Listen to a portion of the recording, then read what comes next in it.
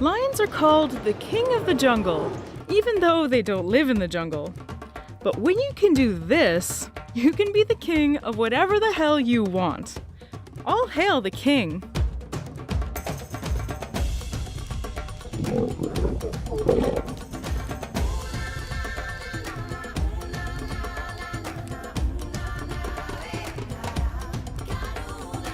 Hi, I'm Danielle, and you're watching Animalogic. About 15,000 years ago, lions roamed across most of the Earth. European cave lions ruled from Great Britain to Alaska, while American lions reigned over everything from southern Canada to Patagonia. These early lions shared their kingdom with humans, and they were our ancestors' main predators. You most likely had a grandparent 1,000 generations ago who got eaten by a lion.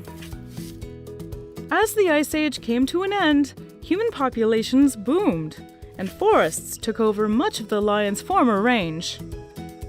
But lions don't do well in dense forest. They became extinct in most of the world, except the savannas of Africa and a small area of India. But where they still exist, they're the most dominant predator around. Lions can take down prey more than twice their size. The largest male lions are about 250 kilograms. Females, who do most of the hunting, only grow to be about 150 kilograms. But they go for prey of up to half a metric ton. Giraffes, zebras, wildebeest, and water buffalo are usually on the menu. It's been shown that lions rarely go for prey lighter than 200 kilograms, with warthogs being the main exception. Sorry, Pumbaa. Though lions are fast and powerful, their real strength is in their numbers. Lions are the most social of all the big cats. The demographics of their pride vary depending on location and food availability, but on average, groups have 2 or 3 males, 8 females, and babies of both sexes. Different members will assume different roles in the pride. Fast and agile females make the best hunters, while chunky males are good at defending their kills from other predators like hyenas, as well as protecting the pride from other lions. Lion cubs are easy targets, and even large herbivores like rhinos and elephants might attempt to kill a cub if it wanders into their territory. So, having a strong group is important to keep the young safe. The pride is also crucial to their hunting strategy. Lions are highly effective pack hunters. This allows them to outflank and ambush prey they might not otherwise be able to catch. Lions are active opportunistically throughout the day. Hunting while the sun is up allows them to track vultures down for a free meal, while hunting at night allows them to more stealthily approach their prey. At zoos, you'll generally see them napping. This can be pretty reflective of their life in the wild, as they can sleep up to 20 hours a day. Think of your house cats. Male lion cubs can't wait to be king, but they do have a harsh road ahead of them. At around 3 years of age, they get kicked out of their group and become nomadic, until they're strong enough to force their way into a new pride. To do that, they have to fight the local males. As a rule of thumb, you can tell which lion is stronger by comparing their hair. It's not exactly a mane measuring contest, but older lions produce more testosterone and have longer and darker manes. If the nomads think they can win the fight, they'll challenge the resident lions. If they win, they'll usually kill all the male babies, preventing them from ever becoming rivals. After that, they'll mate with all the females. Since nomadic lions are usually brothers, like Mufasa and Scar, that would make Simba and Nala brother and sister. Or at best, cousins? Gross. It may seem cruel to kill babies, but it is the best way for the males to ensure their genes get passed on to the next generation. During mating, the male lion rakes the walls of the female's vagina with backwards pointing barbs on his penis. This causes the female to ovulate. I guess this is what Simba was talking about when he asked Nala if she could feel the love tonight. The cubs are born roughly 4 months after mating. Babies are completely dependent on their mother for the first 2 months of their lives. After that, they slowly get introduced to the pride. The females cooperate to raise the cubs, and even the males spend some time playing with them. Unfortunately, lion populations are decreasing, and people are the main reason. 150 years ago, there were over 1 million lions in the wild. 30 years ago, there were about 70,000. Today, there are less than half of that. Habitat destruction, poaching, and conflicts with humans are the main reasons for this. As more people move into the savanna and encroach on the lion's territory, it damages and fragments their habitat. It also causes more lion attacks on humans, which leads to lions being killed to protect people. There are thousands of lions in captivity, but most of them provide no conservation value beyond education, as they're unfit to be released into the wild. In captivity, lions can mate with tigers, creating ligers and tigons. Some of these hybrids can get really huge and weigh up to 500 kilograms. They're usually infertile except for female ligers who can reproduce with other lions. Another interesting breed is the white lion. This is a rare morph as they're not albino. Their eyes are still pigmented. They're mostly found in South Africa, and they're sometimes bred for canned hunts. There are efforts to reintroduce lions to their former habitat. One of the most interesting projects is the Atlas Project, which aims to breed lions that have high proportions of Barbary lion genes. The idea is to recreate the closest possible lion to the extinct Barbary lion and reintroduce them to the Atlas Mountains of Morocco. Hopefully, conservation measures like this will lead to the return of the king in their historic range. Long live the king! This is one of the most important animals in human history. Out of the steppes of Africa, we revere their descendants as kings of the internet. No, we're not talking about lions. We're talking about the felines that domesticated themselves to become our purry companions. The African wildcat.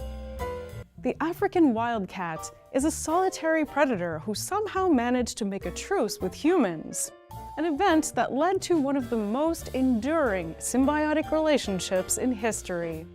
So who are these elusive cats? African wildcats are small cats in the Felis genus. They're found in Africa, as well as the Middle East and large parts of Asia, where they're known as Asiatic cats. The exact borders of their range are hazy, because in some areas they overlap and hybridize with other species. African wildcats are the southern neighbors of the European wildcat and the Scottish wildcat, which we have talked about before on the channel and were lucky enough to film back in 2019. Like other European wildcats, Highland tigers are stockier and about 50% larger than a domestic cat. They're very quiet and can easily hide in burrows and under vegetation. They usually have a tabby pattern coat, which helps them camouflage in tall grass. Their coats blend in with vegetation in their prey's eyes. Even us with triconal vision have a hard time spotting them in the wild. This is particularly helpful for their kittens, which are born defenseless. While they may be geographically closer to the Eurocats, the African wildcat is more closely related to the insanely rare Chinese mountain cat, which can only be found on the northeastern edge of the Tibetan Plateau. If I ever got to see a Chinese mountain cat, I would literally die. African wildcats are slightly larger than your average domestic cat, but about the size of a Bengal. This is my Bengal Nebula for you to get an idea for how big they are. And loud. Nebs is real loud. So far, they seem like fairly standard small cats. But their true claim to fame is being the ancestor to every domestic cat in the world. No big deal. The African wildcat are to domestic cats what wolves are to dogs. This sturdy wild hunter got domesticated 10,000 years ago in the Middle East. And ever since then, their litter-trained descendants have been following us wherever we go, begging for scraps and getting their little claws into everything. The domestication of the African wildcat happened at a crucial time, when people were abandoning their hunter-gatherer ways and turning to agriculture for a more reliable source of food. These delicious carbs attracted grain-eating rodents and birds, which in turn attracted African wildcats. In the wild, African wildcats eat rodents, hares, lizards, medium-sized birds like francolins, and even newborn antelopes. Those are the same animals that would be considered pests by early farmers, and the reason that some African wildcats basically domesticated themselves. Being around humans means easy access to their natural prey, as well as shelter. When your cat acts weird and hides in boxes or climbs to high locations for seemingly no reason, it's all a sort of evolutionary flashback. In the African wildcat's natural habitat of deserts, grasslands, and savannas, there aren't a lot of places to hide, and predators are always on the lookout. They're not big enough to be prey for lions, and it would be a bit weird to see a cat eat another cat.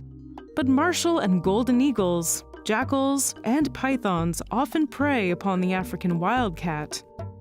The domestic cat's reported fear of cucumbers seems to be an evolutionary aversion to snakes that arose from their days on the African savanna. Their rivalry with domestic dogs started over 1 million years ago, and to this day, canids are still one of their chief threats. Their coat is similar to those of other wildcats. It is the most efficient camouflage they can have in their dry habitats. All the colors of modern domestic cats are relatively new thanks to breeding for looks. But of course, an adorable Persian wouldn't do well in the savannas and deserts of Africa and the Middle East. Wildcats have to be discreet and approach their prey quietly before pouncing. Most of their prey live in burrows, so a reckless attack will lead them directly into the safety of their nest and leave the cat hungry. Besides the coloring and size, the main difference between wildcats and domestic cats is that wildcats are more solitary. Feral domestic cats tend to form colonies and tolerate each other to a degree. The African wildcat is a lone cat and only hangs out with others during mating season. Their litters are smaller than those of domestic cats, with just about 3 kittens on average. So, with a vast range and the ability to adapt to a huge variety of environments, the African wildcat must be doing great, right? Technically, yes, but as usual, their kids are becoming a problem for them. As human populations expand and bring domestic cats with them, these house cats tend to hybridize with wildcats, creating offspring that's less well equipped for life in the wild. Pure African wildcats are becoming rarer. This isn't a problem unique to African wildcats. Scottish wildcats have gone genetically extinct due to hybridization with domestic cats. There are virtually no pure Scottish wildcats left in the wild.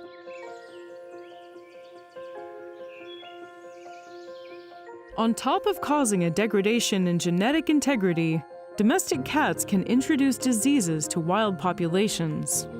There is not a lot that can be done beyond sterilizing domestic cats, but this is both expensive and time-consuming, and simply not a priority for local governments. But if their numbers dip below a certain number, scientists can enlist domestic cats to help their ancestors. House cat females have been proven to be effective surrogate mothers for African wildcats. A fertilized African wildcat egg can be implanted into the uterus of a domestic cat. It's a complicated process, but it's one that might eventually save this and other small cat species.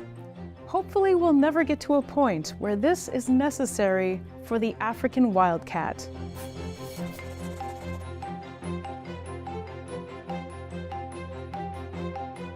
This is the rarest canid in the world, with under 500 individuals in the wild. They live in a relatively small area in Ethiopia, and their range gets smaller every year. Conflicts with dogs and humans have made them the most endangered predator in Africa. But there is still hope, and efforts are being made to save this strange foxy wolf. This is the plight of the Ethiopian wolf. The Ethiopian wolf is one of the rarest animals in the world. If you've never seen one, you're not alone. Very, very, very few people have. As their name suggests, they're only found in the Horn of Africa, living on the remote high plateaus of the Ethiopian highlands. This is a cold environment few large wild animals thrive in. Some of their neighbors in this punishing ecosystem are the gelada, the walia ibex, and the mountain nyala. But despite all this apparent potential prey and vast habitats, there are under 500 Ethiopian wolves left in the wild, making it the world's rarest canid and the most endangered carnivore in Africa. Because of this, we're only beginning to understand them. But what exactly are they? They're cute, scraggly little guys for sure, but their appearance doesn't really scream ferocious wolf. Like, tell me this isn't a fox. Their place in the canid family tree was a subject of debate for decades. Ethiopian wolves have a puzzling look, which is reflected in the huge number of names they've gone by. I'm going to tell you some of their names and where they come from to see if they make any sense to you. First of all, it's of course the name Ethiopian wolf, which is based on its similarities to the African wolf and the Arabian wolf. But you can see that the Ethiopian species is clearly leaner, shorter, and has a more elegant appearance compared to its wolfier cousins. Their second most popular name is the simian jackal, named after the Simian Mountains of Ethiopia and the coloring of the golden jackal. They do look pretty similar, especially when jackals have the characteristic white throat markings. But the Ethiopian wolf is taller, more reddish, and much more huggable. Not that you should hug them. And finally, they also go by the name simian fox, on account of their pointy ears and similar coat to some red foxes. But the Ethiopian wolf is clearly something different. Bigger, leaner, meaner, and decidedly more dog-like than a fox. Unless you just look at the face, then it's straight up foxy. So is it a fox, a jackal, or a wolf? Who is this mysterious canid? DNA analysis came back with a shocking answer. They're more closely related to European wolves and North American coyotes than to other African species. How is that even possible? The leading theory is that about 2 million years ago, the range of the gray wolf extended well into Africa.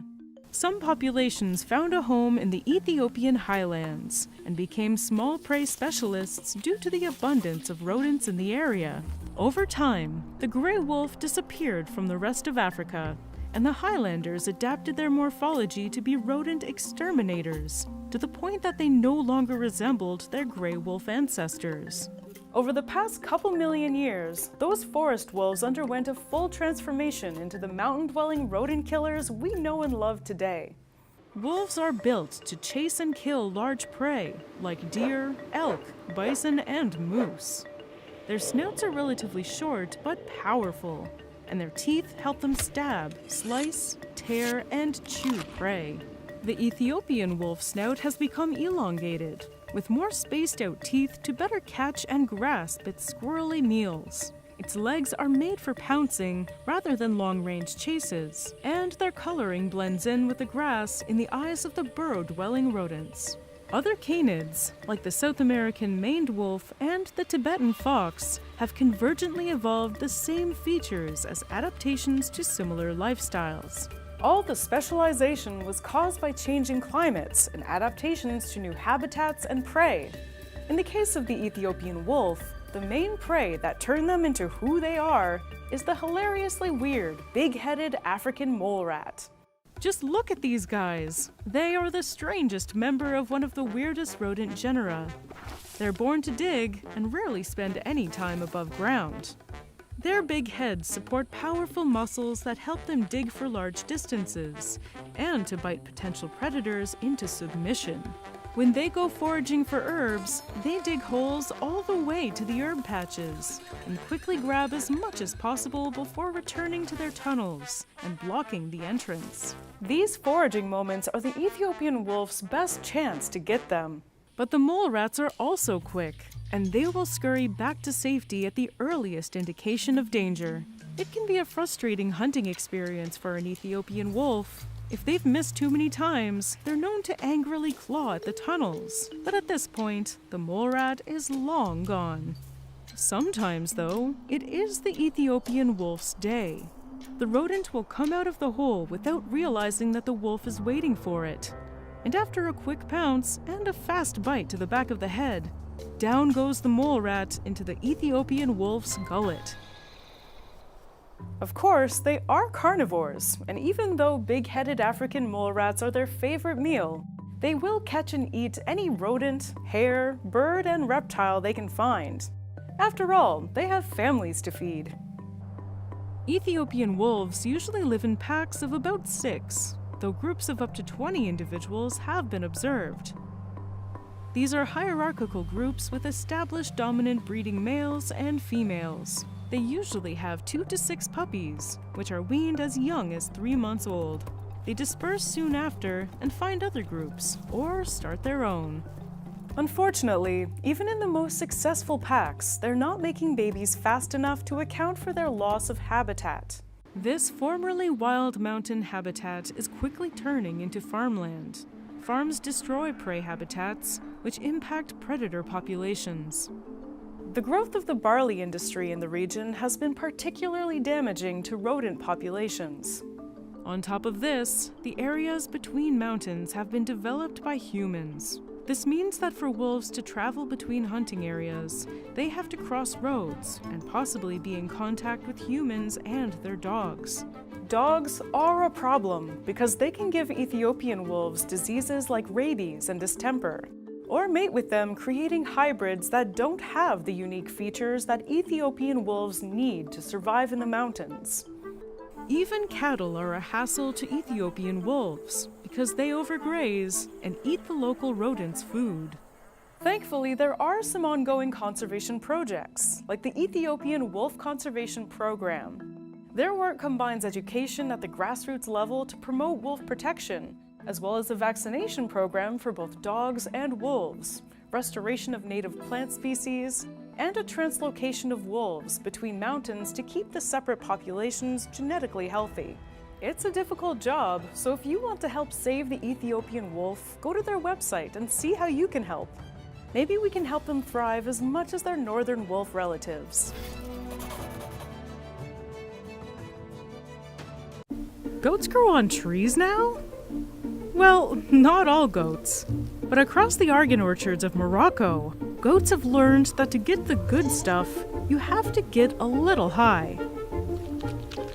These are argan fruit munching, side road attraction show stealing, tree climbing goats. We're in Morocco, searching for one of the internet's most iconic animals, the tree climbing goat. This is a beautiful land, full of amazing wildlife and breathtaking landscapes. But the funniest creatures of them all are the gravity-defying goats. We heard that they could be found on the side of the road in the western part of the country. We saw plenty of regular, land-loving goats, but it wasn't until we got closer to the city of Essaouira that we looked up and saw a billy goat blocking out the sun. When you see these dudes, the first question that comes to mind is always, what in God's red earth are you doing up there? But let's start from the beginning. Picture this. It's an extremely sunny day and you've been driving down the highway for what feels like hours, past nothing but arid shrubland. You decide to take a break in the shade under an argan tree. And then all of a sudden, a wet nugget falls on your head. You look up, and there's a goat glaring back at you. Don't worry, he's just dropping a few argan fruit on your head. Oh my god, these guys climb way higher than I ever would have expected. Holy cow! I mean, holy goat? Holy goat.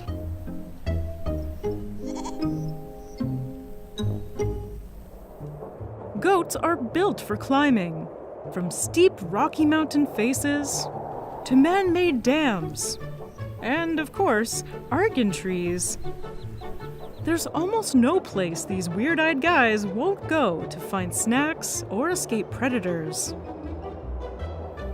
Their hooves are evolution's answer to the rock climbing shoe. The hard outer edges grip the tiniest ledges, while the soft inner pad helps them stay stable, even on slippery surfaces. Think of it like wearing hiking boots with built-in shock absorbers. This is so impressive. This goat here is like 20 feet up in the air. Come on, you have to agree with me that these are the greatest of all time when it comes to climbing. Right now, I'm standing in the middle of an argan grove. And you might have heard of this plant before from fancy shampoos and moisturizers, but here in Morocco, it's also a source of food. The fruit are sweet and nutty, and a goat superfood. In fact, argan fruits pack more energy per bite than most of what goats scavenge from Morocco's arid landscape.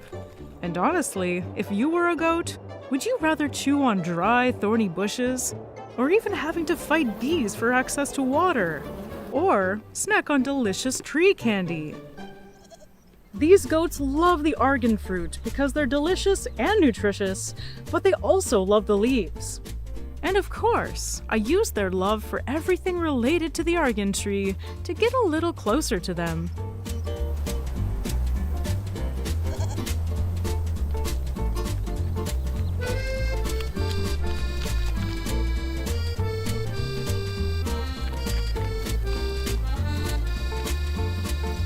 Some of them got a little overexcited, but what are you gonna do? You can't really argue with goats. No! You silly gooses! I mean, silly goatses. Silly billies. Silly billies! You silly billies, what are you doing? I can't even be mad, really. Like, you can have it, it's fine. But it might not be good for you. You silly gooses. These goats are especially used to these fruit because they are domestic goats. Farmers brought them over for their meat and milk, but also because of their ability to survive in harsh conditions. The goats, on the other hand, found out that the farmers' food was more delicious than their own and decided to figure out how to get it themselves. This could easily become a source of conflict, but the goats make up for their appetite for fatty fruits by producing milk, which is then turned into the most delicious cheese I've ever eaten. And also by bringing unexpected guests to the farmers. Argan tourists. There's a whole industry based on the argan groves, and the goats are one of the main attractions. From the goats' point of view, this is the dream. They get to gorge on delicious, nutritious food, and the farmers let them, because tourists will pay to see the world-famous tree goats. The farmers make a little money from the show and sell their products. But of course, anything this cute and Instagrammable comes with a catch. Tourism has turned these goats into local celebrities, leading some farmers to place them in trees purely for the photo op. In some areas, goats are manually put onto artificial platforms with no way to get down. Forced to stand in the sun for hours and endure constant human attention, the stress can take a serious toll on their well-being. Those goats standing in one spot are unfortunately unhappy goats. If you want to make sure they're happy goats, go to a place where they're free to jump from tree to tree and eat whatever they please. If they're not eating, there's no reason for them to be up there. Ironically, the less picture-perfect goats might actually be living a more natural life. A broken horn can sometimes be a sign of a full, adventurous life. Goats aren't exactly the smartest animals, and accidents can happen when they're busy dining in a tree. Thankfully, in good farms, there's usually a shepherd to help them along. a lot of these goats have broken horns. And as we just saw a few minutes ago, sometimes they do take tumbles down from the top of the trees. But they also seem pretty darn hardy and haven't really sustained any kind of injury beyond breaking a horn here and there. Fortunately, horns do grow back for their entire lives. Not all tourism is bad. There are great Argan co-ops where farmers get to grow and sell their products for great prices. And as you can see, there are goats that climb trees for real. It's just a matter of finding the right place. Some tours will take you to less ethical spots, where goats are kept on tree platforms just for photos. So do a little research before you visit these beautiful weirdos. But while you're here, take the time to learn about this incredible tree, one that supports the livelihoods of tens of thousands of people. But enough about the goat. Let's talk about the MVP, the Argan tree. These ancient and gnarly trees are more than just playgrounds for the goats. They're the keystone species for their entire ecosystem. Argan trees are found almost exclusively in southwestern Morocco, where they have adapted to survive the region's harsh, dry conditions. Their deep roots anchor them in sandy or rocky soil, allowing them to tap into underground water sources while also preventing erosion and desertification. The tree's waxy leaves help reduce water loss under the punishing sun, and its small yellow-green flowers provide nectar for honeybees, which produce a uniquely nutty-tasting honey. And for humans, the tree's fruit yields argan oil, highly prized for both high-end cosmetics and traditional cooking.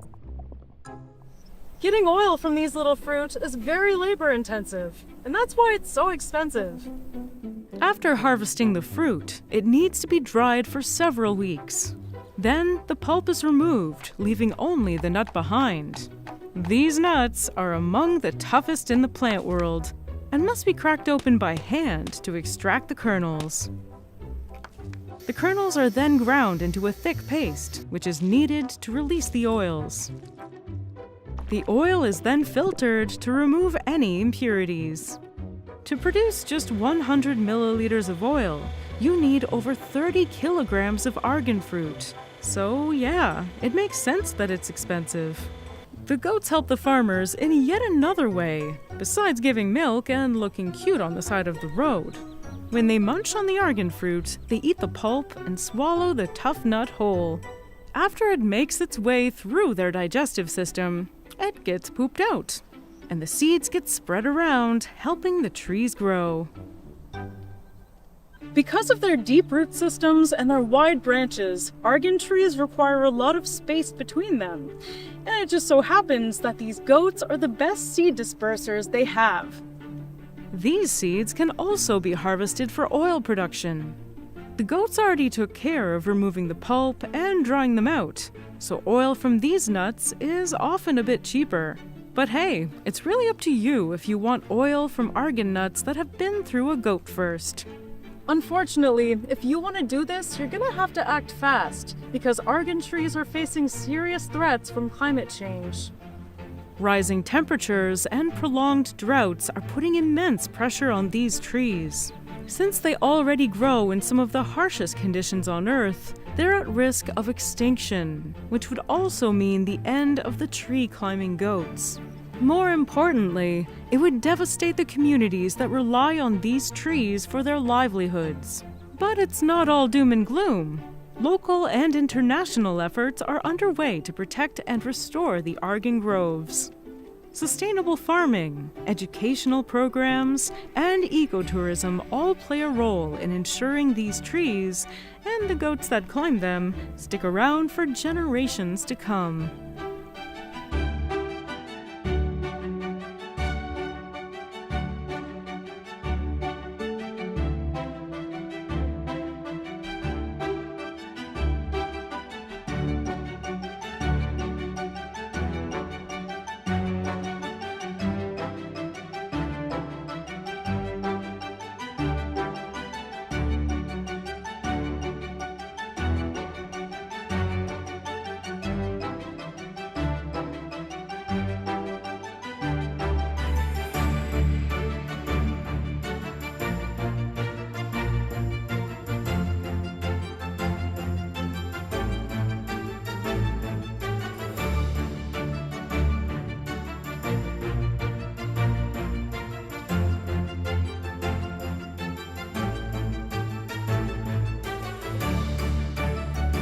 The Caprosuchus is one of the coolest reptiles to ever live. A massive semi-aquatic croc that could sprint like a tapir, catch prey on land and water, and go fight mano a mano with some of the scariest dinos of its time. It was the nightmare fuel of Africa's ponds in the Upper Cretaceous. But amazingly, all we know about this beast, we know from just the head, and its biology is a puzzle we've been putting together for decades. This is the Caprosuchus. The Caprosuchus, whose name means boar crocodile, is a fascinating mystery in paleontology. All we've ever found is one skull, but the clues within it and the broader ecosystem where it lived paint a picture of a fearsome predator who lived to kill. The Caprosuchus lived in the swamps of Africa about 100 million years ago. This was one of the most dangerous places to live of all time. Its neighbors were a whole host of strange crocodilians, giant fish, the Carcharodontosaurus, a 12-meter-long theropod, Egyptosaurus, a towering titanosaur that could crush all in its path, and Spinosaurus, one of the most charismatic predators to ever live, and a dinosaur that combined the most lethal aspects of theropod dinos and crocodiles. Okay, so how do we know what it looked like based on just a loose head? Let's start with the obvious. The skull is about 60 centimeters long, which, depending on how you extrapolate the info, suggests that it could have been up to 6 meters long. Although based on other similar crocs of the time, it was probably closer to 3 meters long. The teeth were gigantic and stuck out menacingly, like those of a boar. That similarity to Pumbaa and other pigs gave it its name. Yeah, you can kind of see it, but saber-toothed croc would have been a much cooler name. But then there were the more subtle hints that this was a bad croc. The eyes are more forward-facing than those of living crocodilians. This gave them overlap in vision, which in turn gave them depth perception. So their eye positioning was more similar to, say, a wolf than it was to alligators. Their teeth were long and sharp-edged, rather than conical like most aquatic crocodiles. The long, upwards-facing nostrils and the keratinous sheet on the snout were likely protection from high-speed impacts with potential prey. So this wasn't an animal that did much waiting. When it was hungry, it went on the prowl. These features in a vacuum suggested that this was a terrestrial hunter, but studies on its closest known relative, the Mahajangasuchus, show that it was likely semi-aquatic, which is hinted at by its high-mounted eyes. It might have spent most of its time in the water, but could chase prey on land when necessary. It's a bit of a bummer because in our mind, they went from looking like this to closer to this. But hey, science is about getting even closer to the truth, not to pick whatever looks cooler and stick with it. Still, a torpedo saber-toothed croc is pretty awesome. It's not like we're saying it was some sort of rat croc or anything. Oh, right. Rat crocs were also in that part of the world in that period of time, and they were awesome. It's hard for us to picture, but crocodilomorphs occupied much more diverse niches back then than they do now, and had more varied diets and body plans than the slow aquatic giants we have today. Their name, Araripesuchus ratoides, comes from their long buck teeth in their lower jaw. This type of teeth, along with their unusual tooth wear, the lack of canine-like teeth, and the serrated edges, are strong indications that it might have been an obligate herbivore. Imagine a vegetarian croc. The teeth were probably used to dig for food, much like a boar uses its teeth. Hey, wait a second. We have no direct evidence, but it's possible that Caprosuchus could have used its long teeth to dig out prey out of riverbanks. A big pad of keratin on its snout would have been handy for rooting around for snacks. Hopefully one day we'll get to know more about the eating habits of all these weird crocs. Rat crocs were about 1 meter long, so if anything, they were more like capybara crocs. Their legs were directly below their body, like a dog or a rodent. And that, combined with their relatively small size, gave them the ability to run much like the mammals of today. Also, like dogs, they probably had the ability to stand up on their hind legs for short periods of time. There have been some misunderstandings regarding this, with some media calling them bipedal. But as far as we know, they spent most of their time on four legs and would only stand up for the same reasons a dog does. But maybe there was a bipedal croc. Some croc cousins, called crocodilomorphs, had several species of scary bipeds in the Triassic, who jogged the Earth 100 million years before rat crocs could gnaw it. But more recent Cretaceous tracks of these mysterious crocodilomorphs have been found in places as remote as New England and South Korea. Judging by their steps, the South Korean species had legs about as long as mine, but with their tail and long snout, they were probably about 3 meters long. Since we only know that species from their tracks, we call them an ichnospecies. And these particular bipedal croc prints are generally known as Batrachopus. It might just be a matter of time until we find a Cretaceous croc that could walk the dinosaur. Which leaves us with the last question. Who would win in a fight? Croc-looking dino or dino-looking croc? Let me know in the comments what you think. The croc world is amazing and richer than we ever thought. Almost every year, there's new discoveries of amazing species that upend our ideas of what it means to be a croc. We didn't even get to talk about the armadillo croc, the duck croc, or Postosuchus, a croc-like creature with the head of a T-Rex. But we'll talk more about them next time. Leopards are the world's most versatile and stealthiest hunters. They have the largest range of all the big cats, and yet, despite this, they're disappearing from the planet faster every year. First things first, panthers are not a specific species, but rather an umbrella term for several big cats in the Panthera genus, including leopards and jaguars. A black panther, when not the king of Wakanda, is also an umbrella term that refers to melanistic big cats. By the way, since Wakanda is in Africa and not South America, Black Panther, the character, would be a black leopard. Leopards, or Panthera pardus, belong to the Panthera genus, and are distantly related to clouded leopards, but have closer ties with snow leopards, tigers, jaguars, and lions, lions being their closest relatives. Leopards are the smallest of the big cats, though that term is a bit tricky.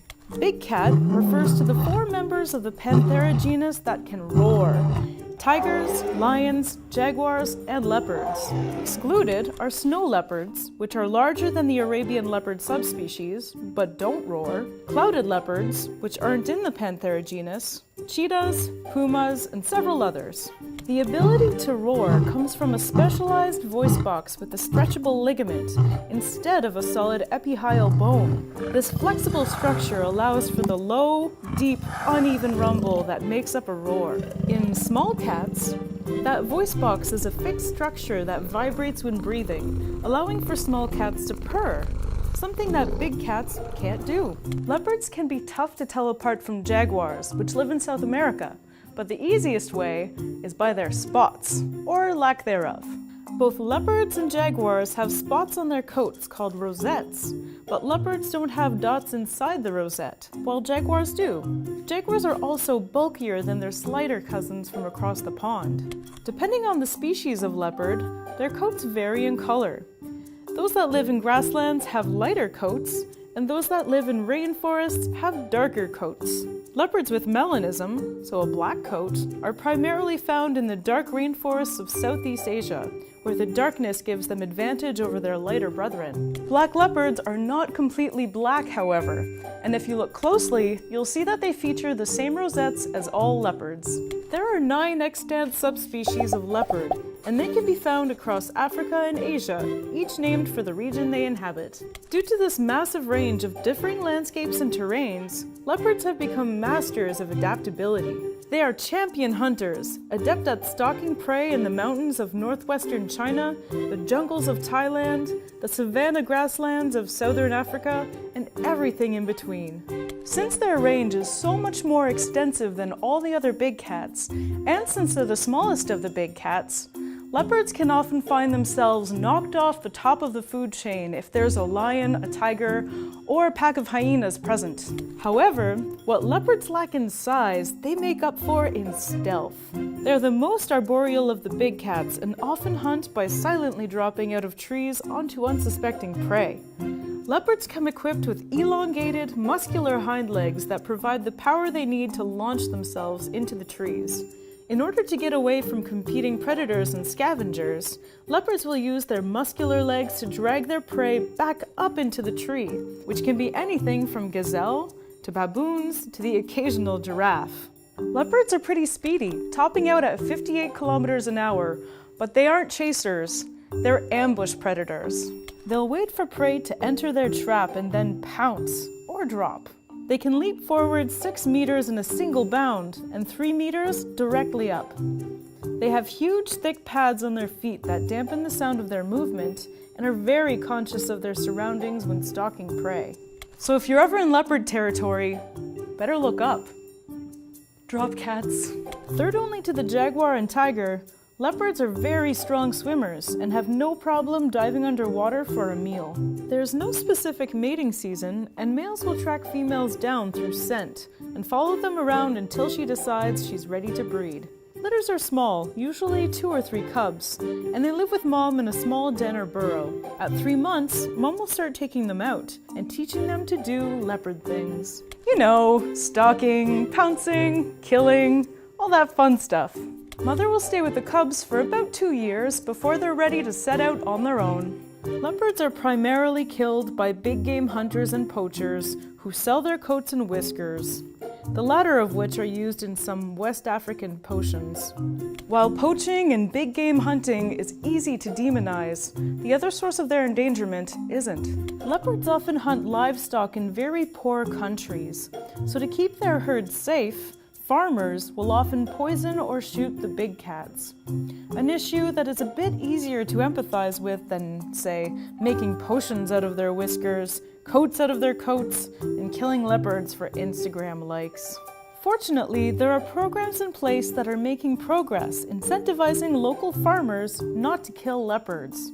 Instead, they're encouraged to capture the leopard, which are examined by veterinarians, and then released back into its original territory. Studies have found that the trauma of the capture was enough to keep the leopards from returning to hunt at those farms. Leopards have gone extinct in 6 countries, and there's 6 more on the way. They have vanished from 49% of their historic range in Africa and 84% of their historic range in Eurasia. The Amur leopard is especially threatened, with only 57 remaining in their natural habitat in Russia. That being said, there's good news. As a result of the Russian government establishing a massive 262,000-hectare national park in 2012, Amur leopards have almost doubled in population in the region since 2007, from 30 to 57. Cheetahs are synonymous with speed.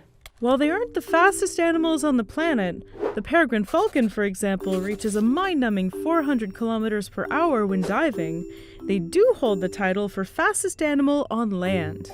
They've been measured hitting top speeds of 120 kilometers per hour, but that was an extreme case. Typically, they won't exceed 65 kilometers per hour. Cheetahs are sprinters, not long-distance runners. While they can reach high speeds, it's how they accelerate to those speeds that's most interesting. A cheetah can accelerate 0 to 100 kilometers per hour in 3 seconds flat, or just 3 strides. Some studies even put them at 2.9 seconds flat. Meaning that a cheetah 40 meters away could have started running and caught me in the first third of that sentence. For comparison, the first Porsche able to tie a cheetah in acceleration wasn't produced until 2011. Cheetahs accomplished this feat through a series of remarkable adaptations. First of all, they are super lightweight, despite not being particularly small. They stand around a meter tall at the shoulder, which is just 20% shorter than a lion, yet despite this, they weigh a quarter of the weight of a lion. The average adult male lion weighs 250 kilos, while a large adult male cheetah weighs just 70 kilos, but most of them don't grow heavier than 55 kilos. This slender frame helps acceleration, and their flat head minimizes air resistance. They have very distinct hips that can pivot in place, allowing for cheetahs to keep up with the sharp turns their prey uses to try and throw them off. Their shoulder blades aren't attached to their collarbone, which allows for their legs to stretch much further apart and pull much closer together to increase the length of their stride. Their spine acts somewhat like a spring, compressing and releasing energy with each stride, giving them even more of a boost. Their claws are only semi-retractable. This gives them increased grip, kind of like cleats. Paired with their pads, which are much harder than other cats, allowing for better shock absorption. Their tail acts like a rudder during chases, allowing them to make super sharp turns. Cheetahs have very long nasal passages, which allow for large amounts of air to enter their lungs and oxygenate their blood. And when on a chase, their respiratory rate increases to between 60 and 150 breaths per minute. In a single stride, a cheetah will launch forward over 7 meters, increasing their speed with each step. Their strides are so massive that it looks more like they're launching themselves into the air rather than running. In fact, they spend more time in the air than they do on the ground, as with each stride, all of their legs leave the ground not once, but twice. You may have heard that cheetahs will overheat while sprinting, and as a result have to give up on the chase. This is a myth. This little bit of misinformation came from a study in the 1970s, in which 2 Harvard scientists had a couple captive-raised cheetahs run on treadmills in a lab, with thermometers stuck up their rear ends. This clearly, highly scientific study found that the cheetahs would overheat too much while running and would need to stop. Their conclusions were based on bad data. Not only were they not testing wild cheetahs, they were running on a treadmill indoors instead of outdoors in the plains, and they had them do long-distance runs instead of sprints. Despite this, the information spread, and to this day, people will mention that cheetahs will overheat when they run, making them too specialized, and that's why they'll eventually go extinct. It's not. Cheetahs are purpose-built for one thing: running. And they do it very, very well. The reason they're listed as vulnerable isn't due to overheating, it's due to us.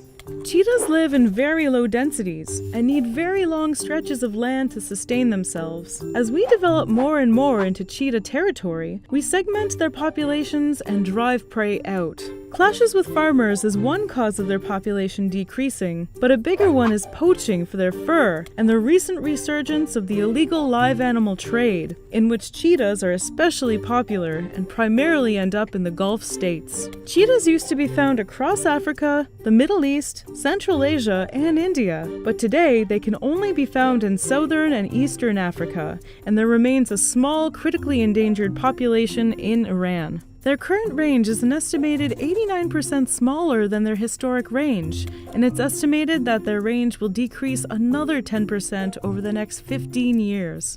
Cheetahs remain the only extant member of their family, which used to contain several species. Most notable were the giant cheetahs, which lived in Europe and China and were twice as large as a cheetah. And then there's the king cheetah.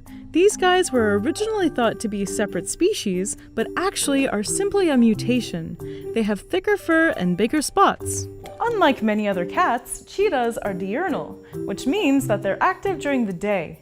This is likely precisely because many other big cats, including their number one predators, the lions, are primarily nocturnal, thus lessening the chances for competition. When hunting, due to their small stature, cheetahs tend to go after smaller prey, like hares and birds.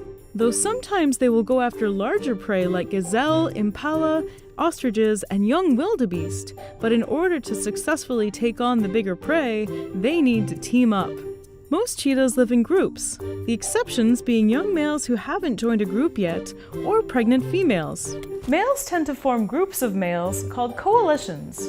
They're usually made up of brothers, but other males may join as well to help defend their territory together. Groups are not only helpful for attacking larger prey, but also for attracting mates. Male cheetah coalitions have a better chance of encountering females than solo cheetahs. The interesting thing about the males is that they're competitive with territory and females, but at the same time, they are social. Once the group or the solo male has secured territory, they will mark it with urine, feces, and claw marks. Their territories are huge. The solo males keep larger territories, measuring up to 1,000 square kilometers, while the groups will keep a smaller territory of between 20 and 100 square kilometers. While they don't overheat on the hunt and have to give up on kills, they do have to eat quickly.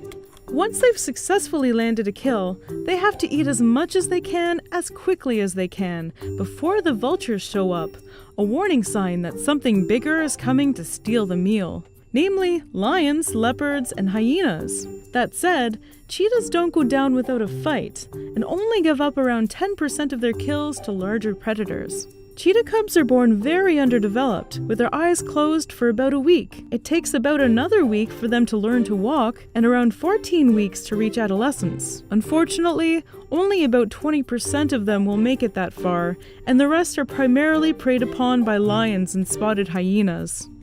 Cheetah cubs are absolutely adorable, and look rather different from the adults, mostly because of their mohawks. This is a layer of light-colored fur called a mantle.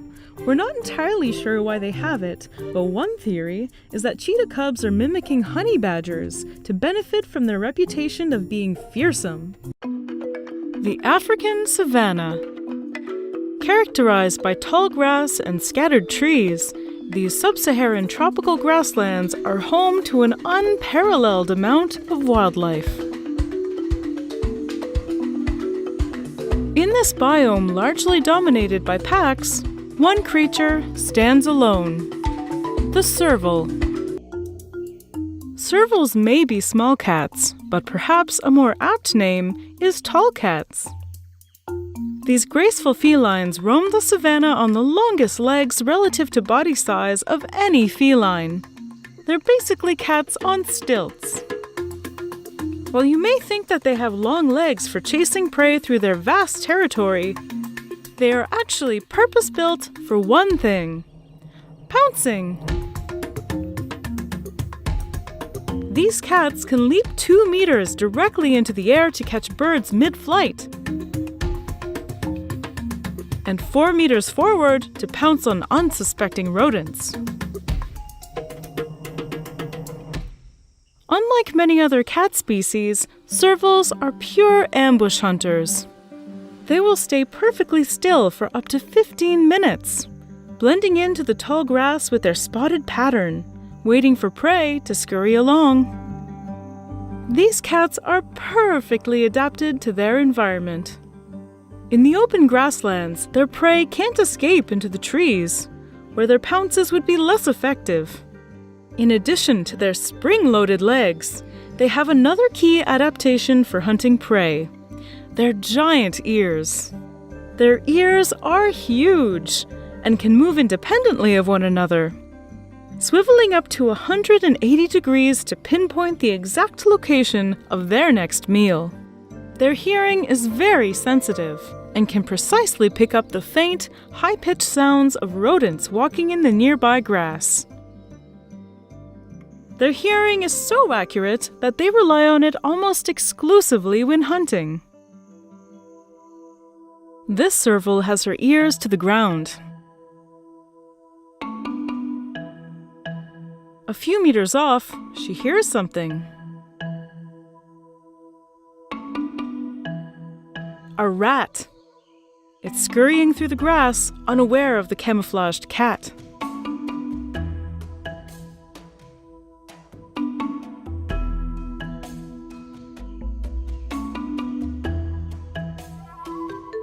The serval silently compresses its leg muscles and then releases their energy, leaping into the air. She lands paws first on the rat. Snapping its neck with her powerful jaws, she carries it off into the savanna. The rat never heard her coming. Servals are very effective hunters. They strut away successfully from 2 out of every 3 hunts. In fact, making an average of 15 kills per day, servals are an excellent indicator of a healthy ecosystem. If there's a serval around, it's because there's a lot of life in the area. While hyenas may harass them for their kills, the serval's only real predators are humans. North of the Sahara, their local populations are endangered. They are captured by poachers to be bred for the exotic pet trade, they're killed for their coats, and parts of their bodies are used in some traditional medicines. Climate change, pollution, and human encroachment are destroying their habitats, making their ranges smaller and smaller with every passing year. Fortunately, as a whole, their populations are stable, and they are listed as a species of least concern. Servals maintain large territories, and while their territories do overlap with other servals, they tend to only cross paths to mate. Males are non-confrontational and prefer to avoid each other rather than challenge each other for mating rights. Females are only fertile for about a week out of every year, so they have to make it count. If successful, females will gestate for 3 months before having a litter of 2 or 3 kittens. They're born underdeveloped, but by 6 months of age, the cubs are big enough to start pouncing on prey for themselves. Much like house cats, servals are known to play with their catches, allowing them to escape before pouncing on them all over again.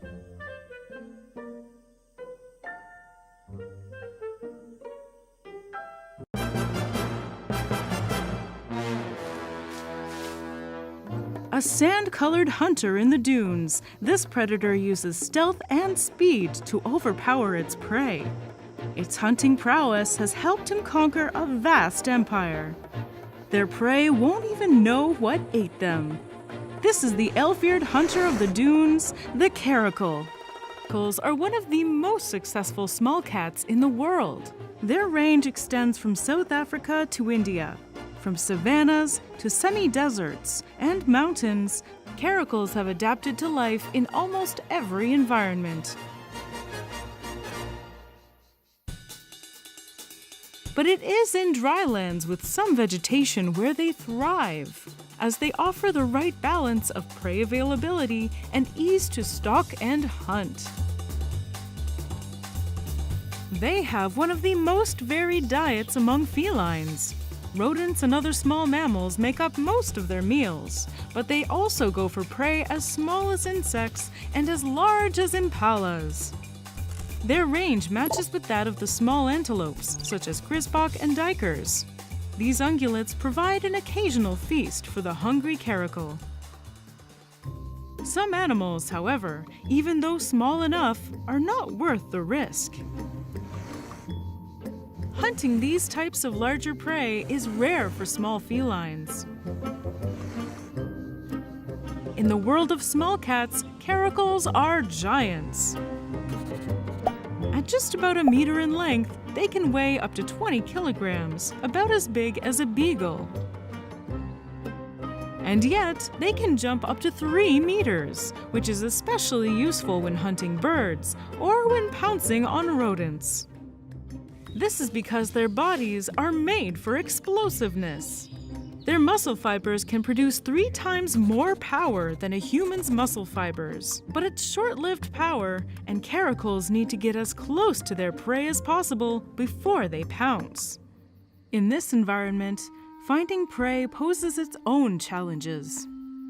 Caracal eyes are as sensitive as you'd expect from a stealth hunter cat, but the real engineering marvels are their ears.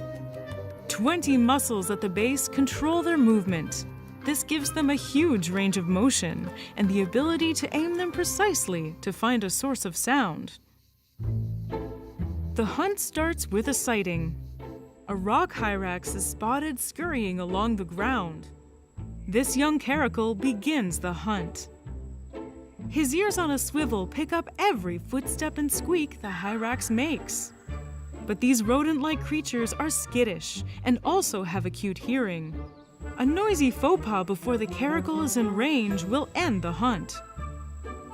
The caracal's wide, cushioned paws muffle its steps.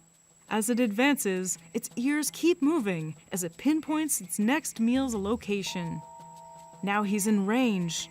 A quick pounce, and the meal is secured. He won't go hungry tonight.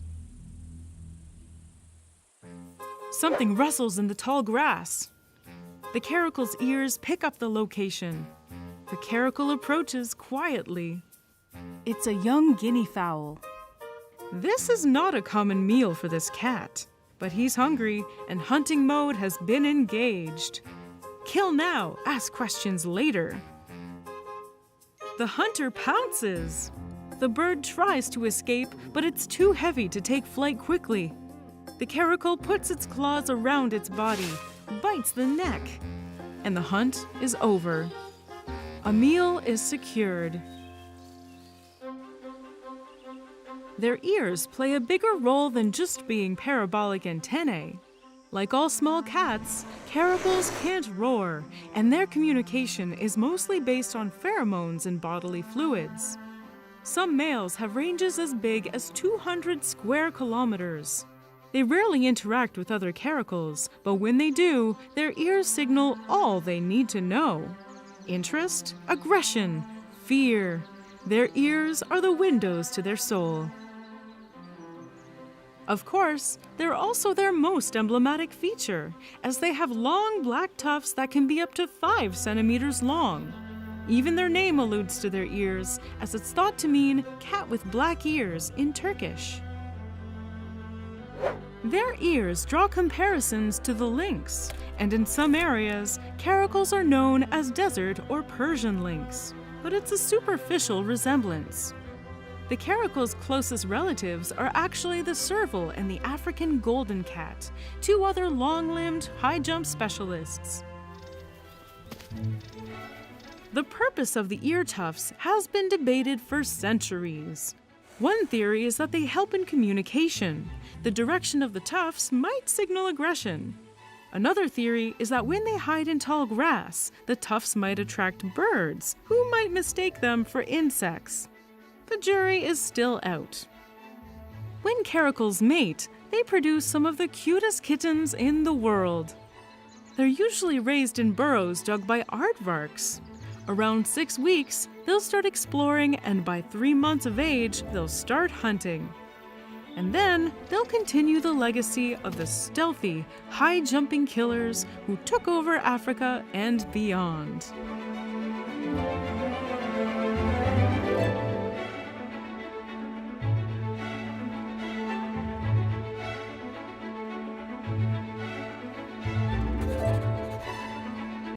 When you're a superstar that is this iconic, you can afford to do things a little differently, like being a tree without actually being a tree, or being the toast of local legend and ceremony, or being pollinated not by mere bugs, but by lemurs. But being an icon can also sometimes prove to be deadly. This is the baobab tree. Today we're talking about those African icons known as the baobab trees.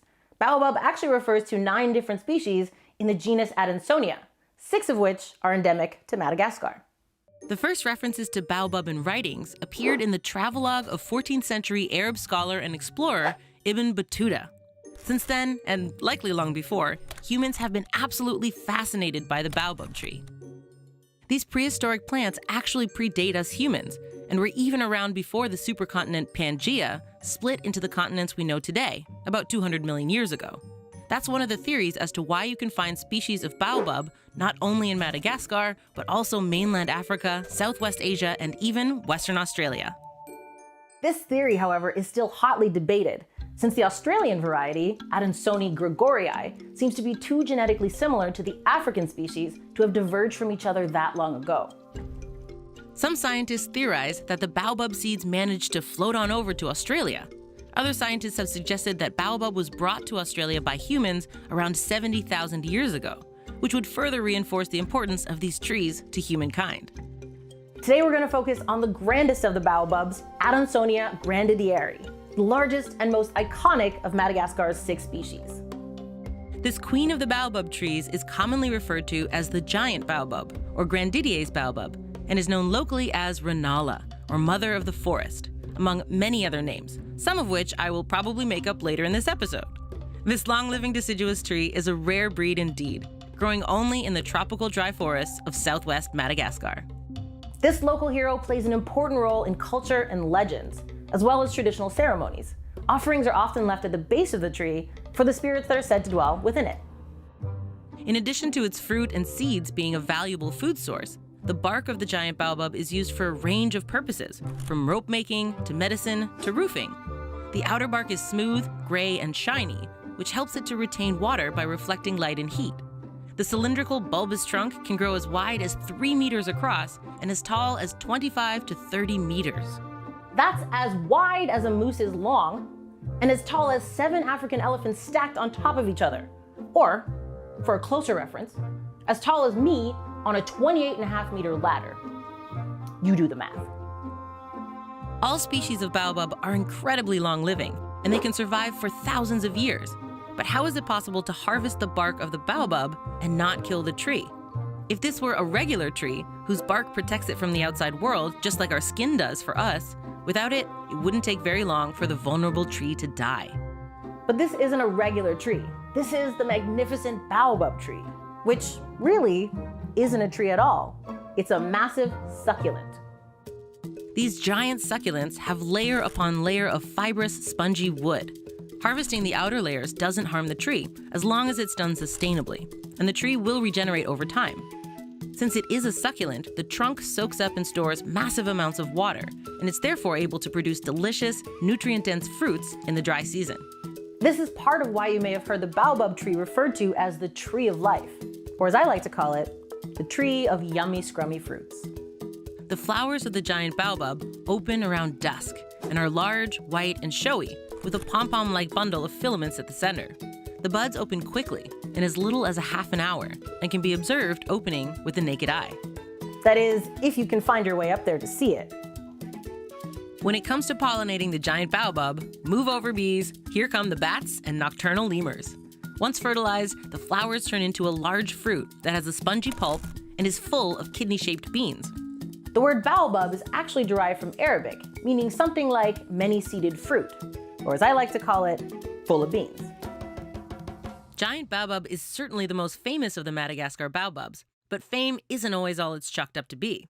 Despite its high status, the giant baobab is the most heavily exploited of the species and is actually classified as endangered. In addition to being threatened by fire, it's also vulnerable to slash and burn farming, overgrazing, and overexploitation of its bark and fruit, which prevents the tree from regenerating. Its seeds have recently been marketed as a superfood, so the giant baobab may have yet more threats from foreign markets in the future. Over 97% of the tropical dry forest habitat of Madagascar that the giant baobab calls home has already been lost. I call that a huge effing tragedy.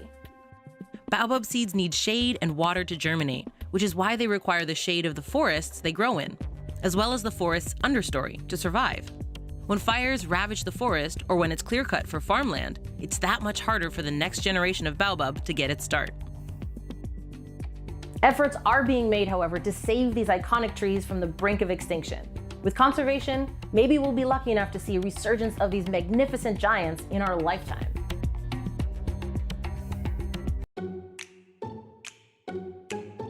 Don't let this bird's looks distract you. The secretary bird has some serious kick. The secretary bird is one of the most gorgeous and widespread birds in all of sub-Saharan Africa. They can be found strutting around in open grasslands and savannas across the continent. Despite their stork-like physique, their closest relatives are birds of prey, like eagles and hawks. And like birds of prey, they have a special ability. They can squirt their feces instead of dropping it. Wonderful. Secretary birds are basically eagles on stilts and can be up to 1.3 meters tall, which is almost as tall as I am, which for a human isn't very tall. Surprisingly, these tall birds are incredibly light, at just about 4 kilograms. Their hollow bones help them get very tall and statuesque without making them too heavy for flight. They can fly at heights of up to 3,000 meters, but they're not quite as graceful as their aquiline cousins. But when you look this fly on land, there's little reason to leave the ground. These killer queens have been turning heads for thousands of years. Even the ancient Egyptians admired them. Bas-reliefs depicting secretary birds were recently discovered at the Temple of Hatshepsut. The amazing thing is that there are no secretary birds in Egypt. The artists were so awestruck by their beauty that they carved the beautiful birds in stone for posterity. European naturalists were also struck by their elegance. They were originally named Sagittarius, which is Greek for archer, because of their refined and deliberate gait, as well as for their head feathers, which resemble the arrows sticking out of an archer's quiver. Nobody knows for sure how the name changed from Sagittarius to the less impressive secretary bird. The leading theory is that they reminded English naturalists of their secretaries, who used to use goosequill pens and put them in their hair when they were not writing. The other theory is that it comes from the Arabic word sakaret which means hunter bird, but please forgive my pronunciation. I can't pretend that I know how to do that correctly. And that might be a more accurate name. Everything about their biology is designed for hunting dangerous prey, particularly venomous snakes.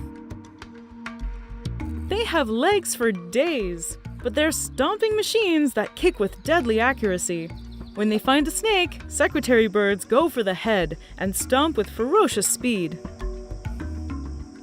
Their stomps can produce forces of 20 kilograms. That's 5 times greater than their body weight. Their fashion-forward plumage serves as a distraction. When hunting, they shake their tail feathers and wings to get the snake's attention away from their legs to prevent them from biting them. Some reports even suggest that they're at least partially immune to snake venom. As a secondary safety measure, their contact time with the snake is just about 15 milliseconds. That's faster than the blink of an eye, and more importantly, faster than a snake's reaction time. Just call them foot of the North Star. Blink and you'll miss it. Their beautiful eyes have luscious eyelashes. These are modified feathers that filter debris when they're stomping and kicking up dust. Maybe it's an evolutionary trait developed over hundreds of thousands of years to protect their most important sensory organ. Or maybe it's Maybelline. In any case, they have the prettiest peepers in the animal kingdom. With these extravagant looks, you would expect them to be avian Casanovas, but they're really more like Romeos and Juliets. During courtship, males perform an elaborate flight display. If a female likes them, they'll form a monogamous couple and will build a large nest on an acacia tree. The nests are about 2.5 meters wide, spacious enough for the 2 secretary birds and a couple of babies. To feed their babies, secretary birds carry food in their mouths rather than with their talons. Their legs are deadly stomping machines, and their talons are sharp enough to shred prey to pieces, but their feet are not strong enough to carry heavy prey. Unfortunately, even though they can lay up to 4 eggs, usually only 2 babies survive. They have to compete with each other for the food that their parents bring home. The youngest one usually starves to death. This fratricidal conflict is also known as Cainism.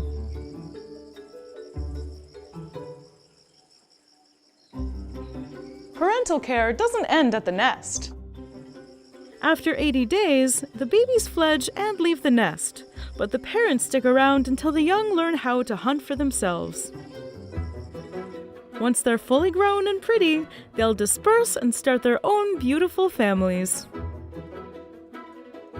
When you see a shoebill, you might think that they look like dinosaurs. And the awesome thing is, they actually are dinosaurs. Shoebills, like all birds, are modern dinosaurs within the clade Aviale in Dinosauria. But more so than other birds, shoebills really look the part. They get their name from their almost comically oversized shoe-like bill. The rest of their body is also really strange, looking like a hodgepodge of different creatures. They have very ostrich or cassowary-like legs, a stork-like body, and a squarish head that looks like it might belong on a dollar bird, but with the flair of a mandarin duck. And their call? Well, the word jackhammer comes to mind. Shoebills are the only member of their genus, and the only other members of their family are hammerkops. They are also super weird looking and are named as such because they're essentially hammerhead birds. While people often call shoebills shoebill storks, they're actually more closely related to herons, ibises, and pelicans, and their only confirmed ancestor is Welwitschia, a giant bird who measured over 2 meters tall. Shoebills are endemic to eastern Africa and live in swamps from Sudan to Zambia, though some vagrants have been spotted as far west as the Congo River. Shoebills are quite large. Adults can reach well over 1 meter in height, and the tallest one ever found measured 152 centimeters tall. About up to here. In order to carry their large bodies, they have huge wings, measuring from 230 to 260 centimeters wide. LeBron James, for comparison, has an arm span of 218 centimeters, quite a bit less than an adult shoebill. These massive wings are great for soaring, and because of their large size, they flap their wings much slower than most other species of bird, only flapping them about 150 times a minute. Despite their large stature, they only weigh between 4 and 7 kilos. A testament to their light, hollow bones. They may look clunky, but their bills are deadly effective tools. The edges of their bills are razor sharp, which is helpful, as they often will decapitate their prey when hunting. They'll also use their sharpened bill to mow down grass to expose prey. If you look closely, you'll notice their bill isn't entirely rounded, and their upper mandible forms a very sharp nail at the end. They use this to stab and impale their prey. Wicked. They also have very large feet, and their middle toe can be up to 18 centimeters long. This helps a lot when you live in the swamp and spend hours of the day completely still, perched on floating debris, waiting for prey. Shoebills are very solitary and spend their days looking for muddy swamps with mixed vegetation, and then they stand around and wait for prey to swim by. Their prey of choice, lungfish and bashir. They have been known to hunt in areas preyed upon by hippos, as hippos will scare the fish and force them to surface. Easy pickings for a shoebill. Though if a fish refuses to surface, shoebills will use their bill to dig them out of any burrows they might be hiding in. If you couldn't guess, these constantly pissed-looking birds are very territorial when it comes to nesting. They nest very far from other shoebills and will fight any competing shoebills and predators like crocodiles that get too close.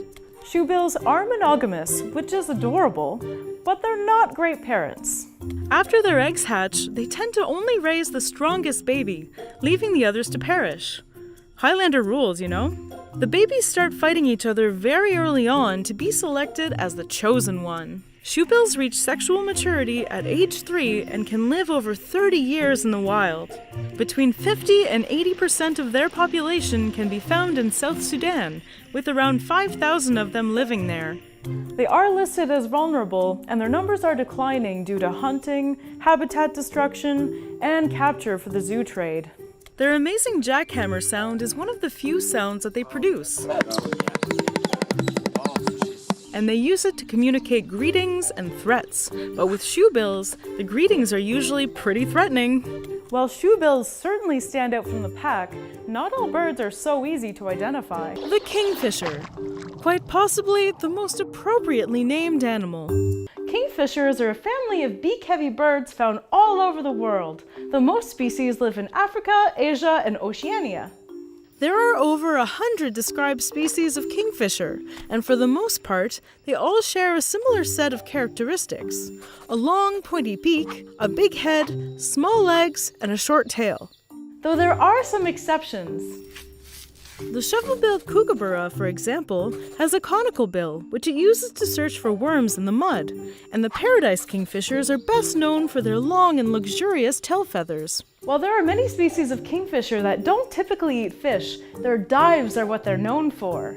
And oh, how they dive.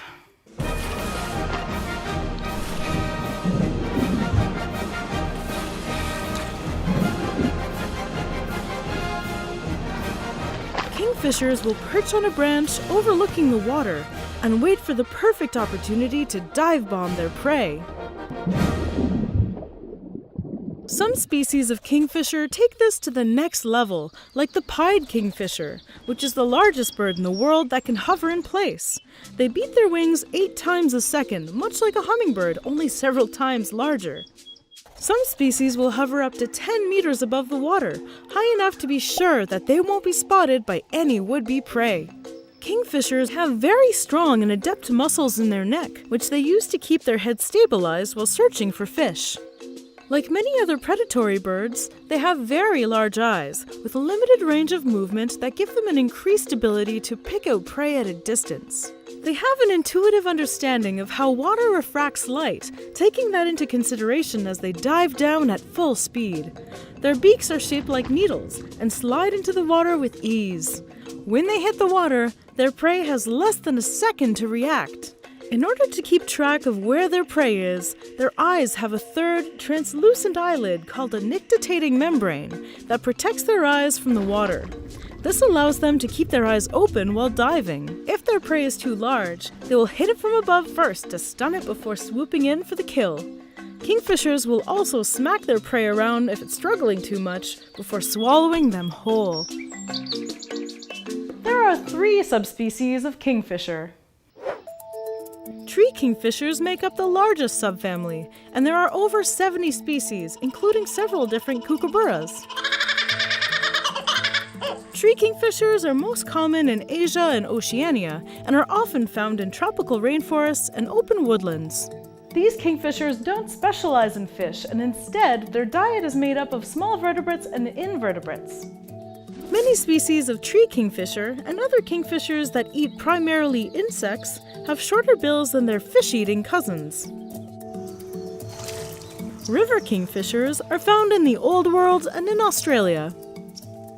As you may have guessed from their names, river kingfishers eat fish, but they'll also eat insects. Interestingly enough, you can tell which kingfishers eat fish and which eat insects by looking at their beaks. Insectivorous species have red bills, and fish eaters have black bills. Insectivorous river kingfishers can even catch flying insects in mid-air. And finally, water kingfishers. This is the smallest subfamily of kingfishers, with only 9 species, 6 of which are found in the Americas. Kingfishers vary in size, from the African dwarf, which is about 10 centimeters long, to the giant kingfisher, which is about 45 centimeters long. The heaviest of the kingfishers is the laughing kookaburra at about 500 grams. Kingfishers nest in holes, usually in tunnels in the ground. The largest known tunnel dug by a giant kingfisher was 8.5 meters long. Though there are some species of kingfisher that will live in arboreal termite nests. Most species of kingfisher are monogamous and are very territorial. They'll put up a fight for the best fishing spots. Laughing kookaburras, unlike many of their cousins, will stay in the same territory year-round. They use their maniacal joker laugh to warn others to keep out. Frightening. Both parents will incubate the eggs and feed the chicks. Some species, like the laughing kookaburra, exhibit cooperative breeding and will help raise young that is not their own. While many species of kingfisher are stable, not all are so lucky. The Marquesan, Javan blue-banded, Mangariva, and Sanga dwarf kingfishers are all critically endangered, primarily due to habitat destruction. Kingfishers are some of the greatest fishers on the planet, but even they could use protection from sophisticated fishing scams. The honey badger, nature's cockiest, scrappiest, most badass animal that really don't care. Say it with me. Honey badger don't care. The honey badger, or radle, is a member of the Mustelidae family, with 12 recognized subspecies native to Africa, India, and Southwest Asia. You may have heard that they hold the Guinness World Record for most fearless animal. They don't, but they probably should. Honey badgers, fully grown, measure around 1 meter long, including their tail. Males are larger, weighing up to 15 kilos, and females are smaller, weighing up to 10 kilos. However, in some parts of Asia, mainly Iraq, the females can be much larger, weighing up to 18 kilos. Honey badgers are incredibly adaptable and will live anywhere that they can find shelter and burrow, or in some cases, appropriate burrows. They've been documented living in both aardvark and hog burrows. Despite what their name might have you believe, they're anatomically closer to weasels than they are to other species of badger. You might say that they're weasels on steroids. The honey part of their name comes from a supposed mutualistic relationship they have with the honeyguide bird. Honeyguide birds, as you may have guessed, are very good at finding beehives, but they lack the power needed to break into them. This is where the honey badger comes in. Honey guides will sing their distinctive song to alert a nearby honey badger as to the location of a beehive. The honey badger will then crack open the beehive and feast on the bee larvae found in the honey. When the honey badger has had its fill, the honey guide will polish off the remains. Unfortunately, as cute and as romantic as this sounds, there's no actual evidence of this happening in the wild. There are a few videos demonstrating this behavior, but it's likely that they're using stuffed birds. Honey badgers have both poor vision and hearing, so a bird guide wouldn't be particularly effective. As well, studies have found that playing the honey guide song next to a beehive in the presence of a honey badger elicits no reaction. Not to mention that honey badgers are primarily nocturnal, while honey guides are diurnal. Sadly, the story is likely just folklore. Honey badgers are short and stocky and probably have the cockiest walk in the animal kingdom. Their skin is both very thick and incredibly loose, which allows them to withstand attacks and continue to move if another animal is biting them. Their skin is so thick that bee stings, porcupine quills, arrows, and bites from larger predators don't often pierce it. Their vulnerabilities, so their eyes, ears, and tail, are all very small as to reduce exposure to attack. They have very strong bites with enough jaw strength to crack open a small tortoise. Yet probably their most distinctive feature are their long claws. These can reach 35 millimeters in length, and they use them for digging, be it burrows or finding dinner. They will dig out a burrow that is about 3 meters long to sleep in, and can dig a hole the size of their body in a matter of minutes. Their diet is vastly varied and is made up of at least 59 different species, including bee larvae, pythons, lizards, geckos, king cobras, and gerbils. Why not? They dig up the majority of their prey, but will often climb up to eat nested chicks. Goshawks and jackals are a particular problem for the honey badger. They'll wait for the honey badger to do all the work, flushing the prey out of hiding, and then they'll swoop in to catch it before the honey badger can react. To balance the scales, honey badgers will regularly eat goshawk chicks and jackal young. Up to 25% of their diet is made up of venomous snakes, and they're able to maintain that diet because they're immune to many different snake venoms. But why not just avoid the snakes in the first place like the rest of us? Well, if you're the only animal around who can take a bite, you'll have an entire species of prey to yourself. Snake venom is very complicated, containing over 100 proteins and other molecules that can attack your system in a multitude of different ways. Like the alpha neurotoxins found in cobra venom, these sit in your muscle cells' nicotinic acetylcholine receptor, preventing them from receiving signals from the nervous system and shutting down your ability to breathe. Yet honey badgers have mutated their receptors to defend against this neurotoxin, stopping it from taking effect. So they'll take the bite, kill the snake, pass out, wake up, eat the snake, aka a fun afternoon. Honey badgers can pose a problem for humans. They'll break into chicken coops and animal enclosures and then go to town with all the killing. Like other mustelids, they've been documented exhibiting surplus killing far more than they need to eat. This is a huge problem for farmers, especially since they are possibly the cockiest animal on the planet, and therefore are almost impossible to shoo away. It also doesn't help that honey badgers are very smart and are one of the few mammals who've learned to use tools. Many have learned to open gates, to roll logs to stand on to better access prey, and they regularly escape from zoos. In case you thought that these guys didn't have enough going for them yet, there's one thing I haven't mentioned. A reversible anal pouch. It's about as fun as it sounds. When threatened, they can push this pouch out of their anus, and the smell is so bad that it will frighten off most predators. It reportedly smells so terrible, it's believed that they use it to tranquilize bees when looking for larvae to eat. Badgers are relatives of skunks, and this ability is very similar to skunk spray. They just don't shoot anything out. Sorry if you are eating. Honey badgers gestate for between 6 and 8 weeks for a single cub, and will bear cubs throughout the year. Outside of the mating season, honey badgers are generally solitary. Occasionally, they will spend time with their mate, but typically, encounters with other honey badgers are very violent and don't end well. In order to avoid socializing at all costs, honey badgers have developed a sophisticated system of chemical communication, which involves spreading urine, feces, and skin secretions in conspicuous places for other honey badgers to find. Fellow introverts, take note. Despite being totally badass, the honey badger isn't impervious, and their body parts, particularly their paws, skin, fat, and organs, are all used in traditional medicines. This is due to their reputation of being fearless and, well, badass. Their meat has also been found on the bushmeat market in Zambia and Guinea because of the decline in other more favored bushmeat species. Yet, as you know, the honey badger really doesn't give a shit, but we should.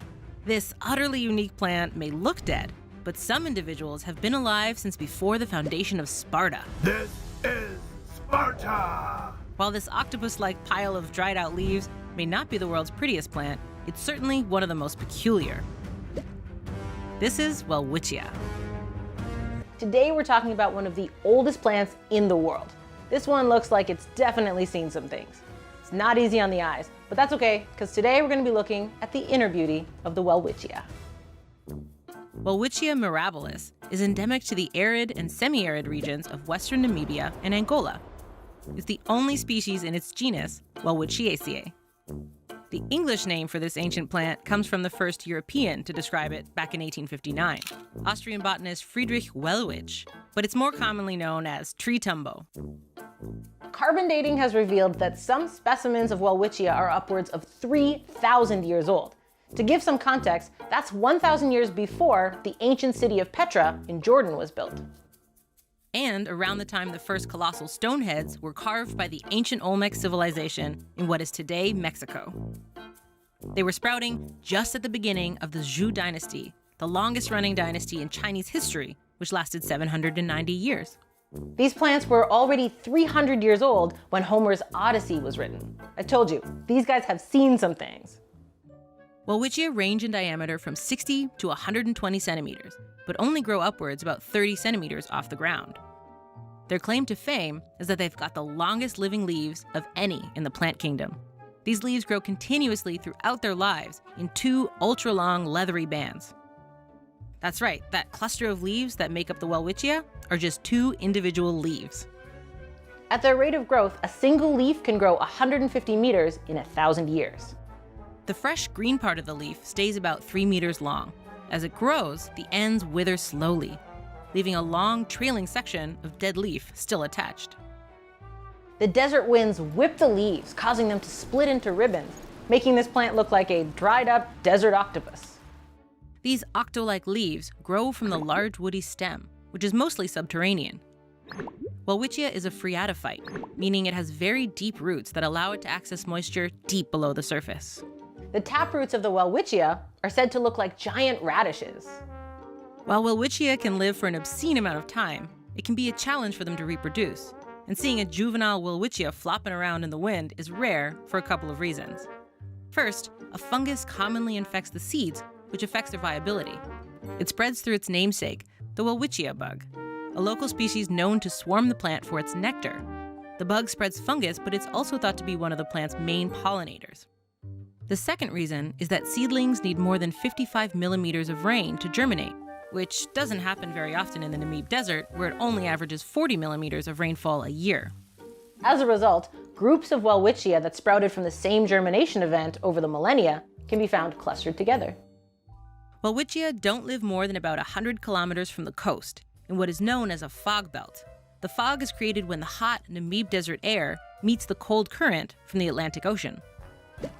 The condensation from the fog collects on the leaves, which are the perfect shape to direct the moisture down to the roots. During times of drought, zebras and other animals will chew on the plant for moisture. Luckily, the weird and wonderful Welwitschia isn't bothered at all. It just keeps on growing. How Welwitschia has managed to survive in the desert is still up for debate, since it appears to be hardly thriving in its bone-dry home in both numbers and appearance. Some evidence suggests that this plant wasn't always a desert dweller. One study hypothesizes that Proto-Welwitschia, which existed as far back as the Cretaceous period, 66 million years ago, grew in zones with much more well-balanced moisture. This was long before the tectonic plates drastically changed the landscape of today's Africa, and even before an asteroid killed all the dinosaurs. Evolving in a wetter environment would explain why they need such high levels of moisture to germinate, and why they look so lush when grown in greenhouse conditions, and so dead-looking where they live now. But despite all odds and across thousands of years, this survivor is still holding it down and still captivating us with its tenacity. There's some kind of deep, meaningful life lesson hiding in that heap of brown, dead leaves. Don't you think? This plant looks like a kid's drawing of a palm tree. But make no mistake, we are nowhere near the ocean today. While they may be more closely related to daisies, this giant flowering plant looks more like a chonked up Joshua tree crossed with a pineapple wearing a sweater. But if you want to see these in person, you better get out your hiking boots and start climbing Kilimanjaro. These are the giant groundsels. We're high up in the African mountains with the giant groundsels. Known scientifically as Dendrosenecio, giant groundsels are a genus of plant that grow exclusively in the montane and alpine regions of equatorial, central, and eastern Africa. But these discerning plants go a step further when choosing their home base. They will not live at elevations lower than 2,100 meters. If that wasn't niche enough, they also only take root on the most exclusive mountains, ones that are at least 3,300 meters tall.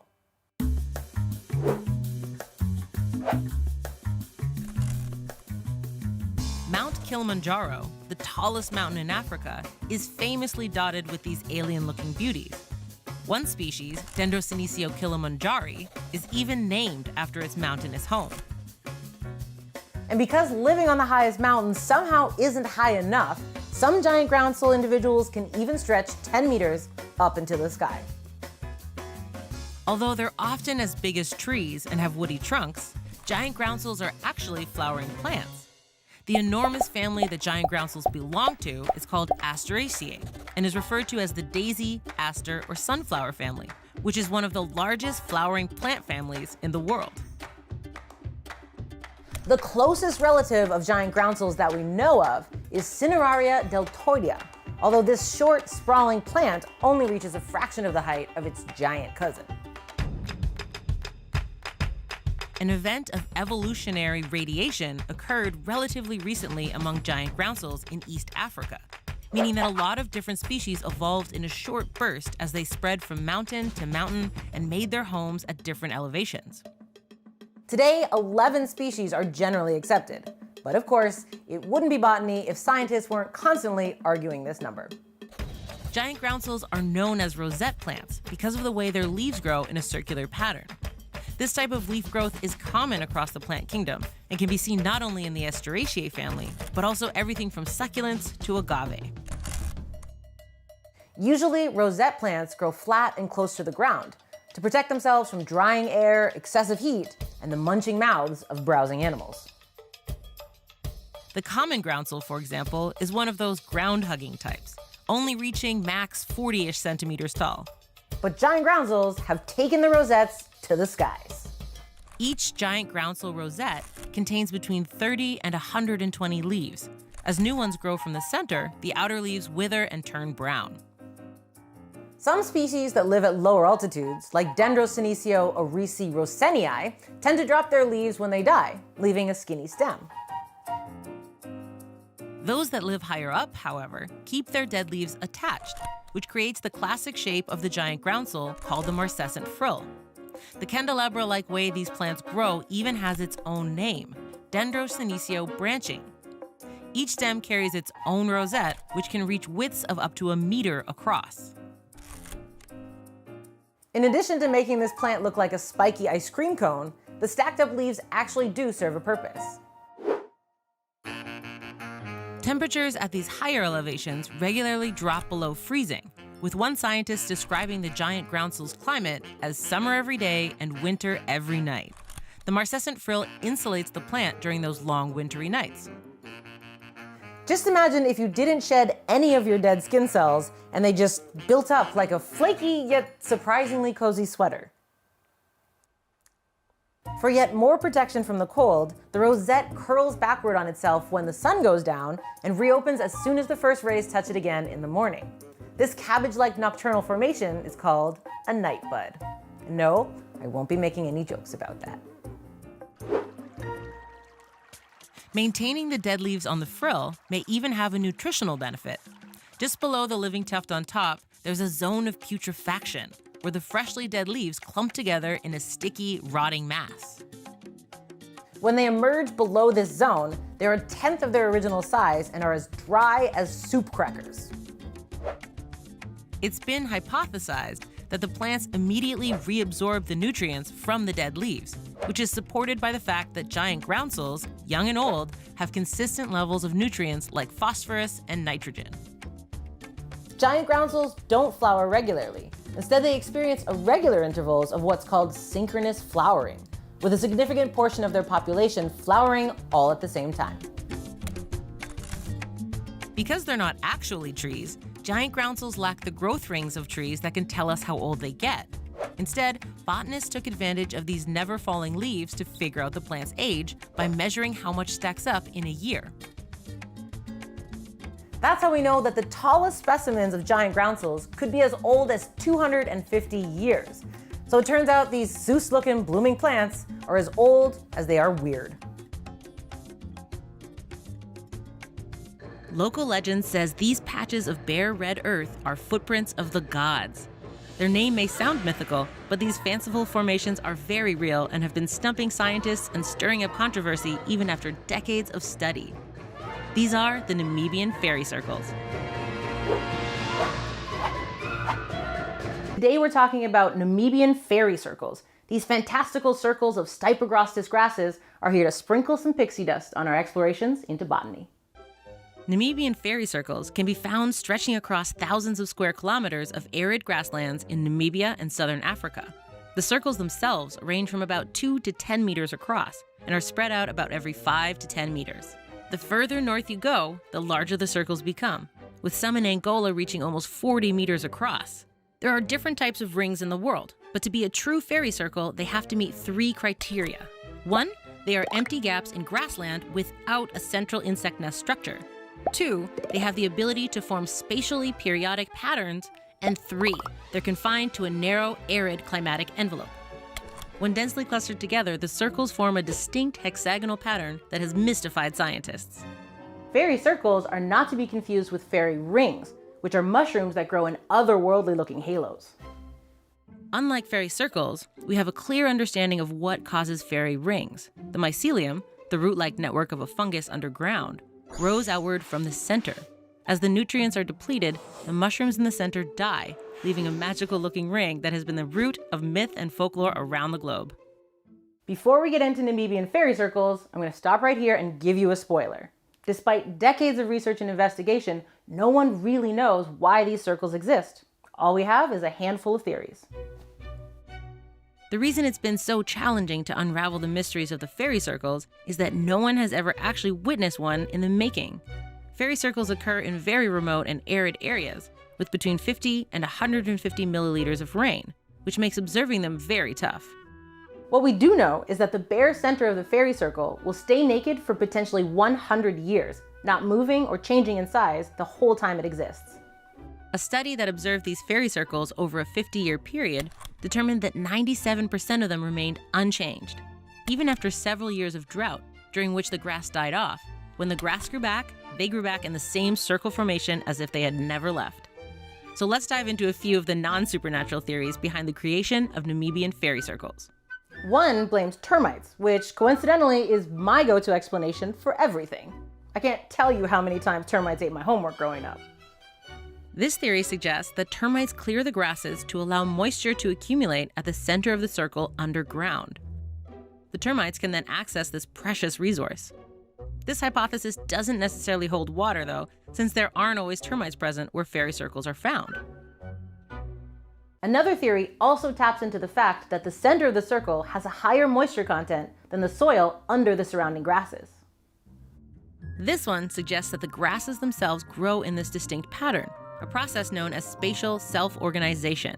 Since the soil in the center of the circle has a higher moisture content, the grasses grow in a ring around these bare patches to access the moisture with their roots. This makes the rim of the circle prime real estate, with grasses competing for a place at the edge of the fairy circle. Another hypothesis looks at the way some arid grasses clone themselves. Some of these grasses send out underground roots called rhizomes, which shoot up sprouts along the way. Sort of like the explanation for fairy rings, this theory claims that as the roots age, the central sprouts die off, leaving a bare ring in the center of the cloned grasses. These kinds of rings are actually pretty standard in clonal plants, just on a much smaller scale. But another study counters this theory by pointing out that not all the grasses around the fairy circle are genetically identical, as would be expected if they were clones.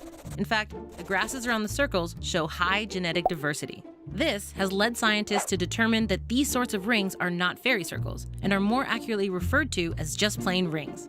Yet another theory offers a gassier explanation: hydrocarbon microseepage.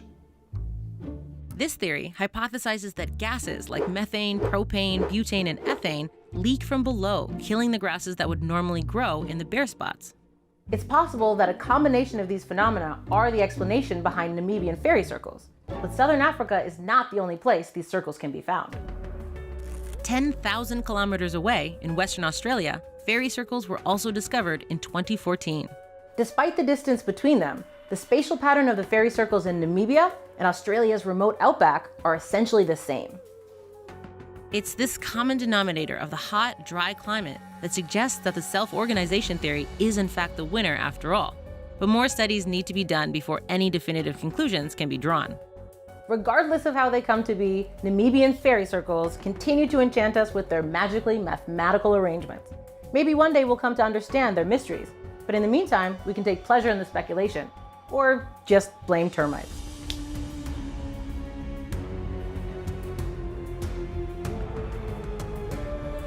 What the heck are these things? That's a question that scientists have been asking themselves for centuries. At different times, they've been likened to moles, dik-dik, elephants, and shrews. And because of their general shape and long snout, we called them elephant shrews.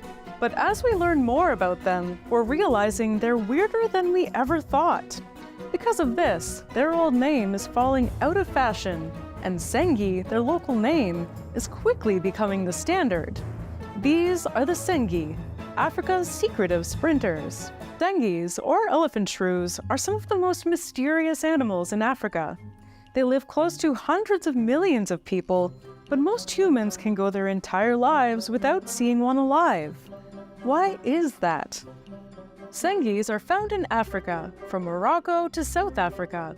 They don't live in sub-Saharan West Africa, but nobody really knows why. Some of the habitat there seems like prime Sengi stomping grounds, but for whatever reason, they just don't seem to like it. There are about 20 recognized species, and they range in size from the short-eared elephant shrew, a perfect ball of fur roughly 13 centimeters long, about as long as a cell phone, to the golden-rumped Sengi, which is about 3 times bigger. But wait, let's back it up for a second. You might be thinking, are these the venomous, echolocating little guys you hear about in the news? No, those are true shrews. They're amazing in their own right, and they deserve their own episode. But stick around until the end of this episode and we'll show you some of our favorite true shrews. Now back to Sengis.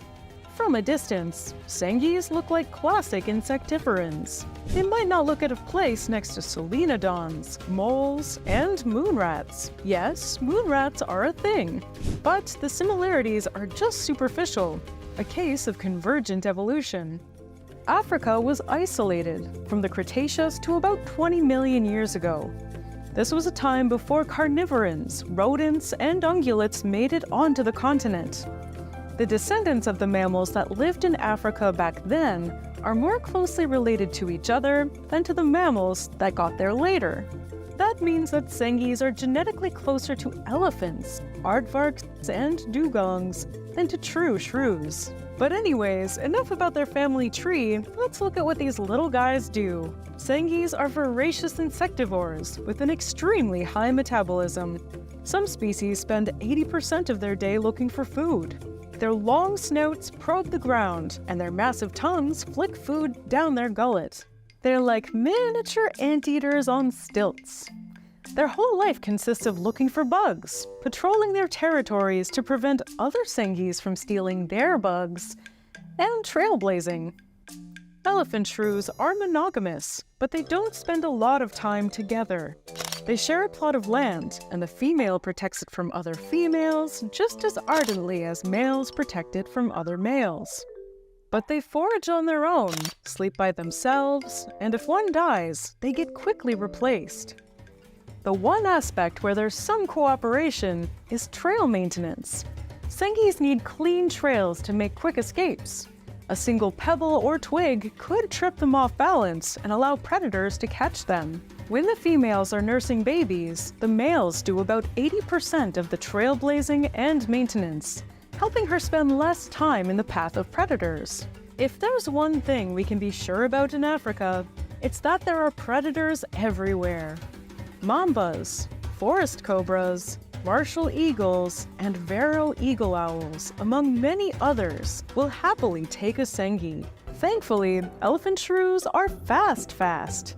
They can run faster than the average human and use their network of trails to disappear into the bush. They also know they're quick, and sometimes when they spot a predator, they will scream at it, rather than immediately hiding. This means, "Hey, I can see you, and I'm faster than you. Don't even try to come at me." And sometimes it works. Sonic the Sengi would have made a lot more sense than the hedgehog, wouldn't it? There's some speculation that the shiny butt of the golden-rumped elephant shrew is a warning to predators, saying, "I see you, and I'm not afraid." Unfortunately, their beautiful derriere is a sight that is growing rarer, because, like many other species, their habitat is quickly disappearing. Cats are another problem. Growing human populations bring a lot of pets that often go feral and destroy local wildlife populations. Another cool thing about Sengis are their vertical ellipse eyes, like cat eyes. It's both cute and creepy. Kinda makes me wonder about my cat sometimes. Now, I promised I'd talk about some of the coolest shrews, a little sneak peek of their own episode. Here are some of the world's greatest non-elephant shrews. The Etruscan shrew is the smallest mammal alive. The bumblebee bat is shorter, but in terms of mass, nothing is tinier than the 2-gram shrew. It has a lightning-fast metabolism. Its heart beats 1,500 times a minute, and this forces it to eat twice its own weight every day. But that's not really saying much. This little guy is found from Spain to Southeast Asia, a true Lilliputian survivor. The hero shrew is a little less cute, but a lot more impressive. It has a unique spine with interlocking vertebrae. Despite it being just about 100 grams, it can support the weight of an adult person without suffering any injuries. Just please, don't try it. The Eurasian water shrew has water-repellent fur, can hunt underwater, and produces venomous saliva. This venom can be lethal to their main competition for food, the field vole. Some shrews, like the northern short-tailed shrew, uses their venom to hunt prey. Thanks to the toxins in its saliva, it can down animals larger than itself. And finally, the common shrew. Like the Etruscan shrew, this little mammal's heart beats faster than a hummingbird's heart, 1,000 beats per minute. But the coolest thing about them is that they can echolocate to navigate dark environments. It's a rudimentary version of a bat system, but it's still pretty awesome. So there you have it, the coolest little mammals, Sengis and shrews. An amazing world of small mammals we rarely get to see, but one that makes their ecosystems a more whimsical place. So what should we talk about next, rather than shrews? Please let me know in the comments, and don't forget to subscribe for new episodes every week. Thanks for watching. See ya!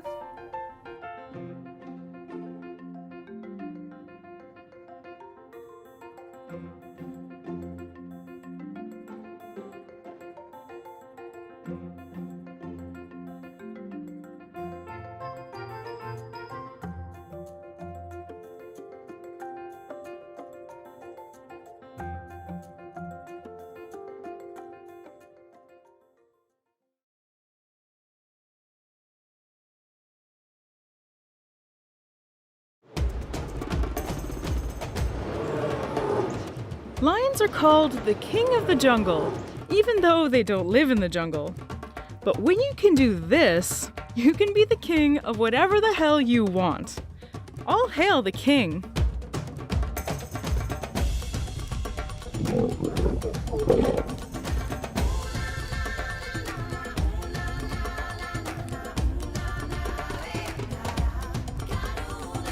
Hi, I'm Danielle, and you're watching Animalogic. About 15,000 years ago, lions roamed across